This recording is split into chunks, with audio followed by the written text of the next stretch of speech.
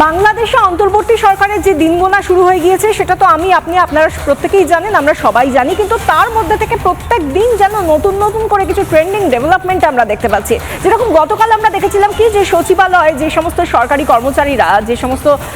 কর্মচারীরা তারা রীতিমতো বিক্ষোভ দেখিয়েছিলেন, আর আজ তার থেকেও আরো তীব্র হলো এই বিক্ষোভ।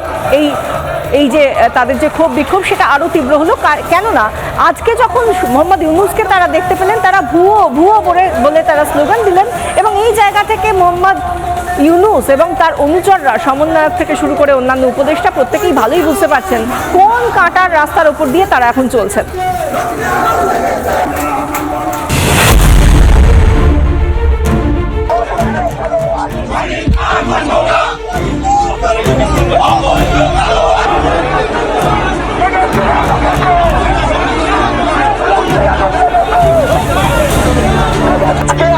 চারটার মধ্যে যদি এই প্রজ্ঞাপন প্রত্যাহার করা না হয়, আল্লাহর হস্তে আপনাদের কাছে অনুরোধ রইল, কালকে প্রত্যেকটা লোক 3 দিনের সিএল ছুটি নিয়ে সচিবালয়ে আসবেন না।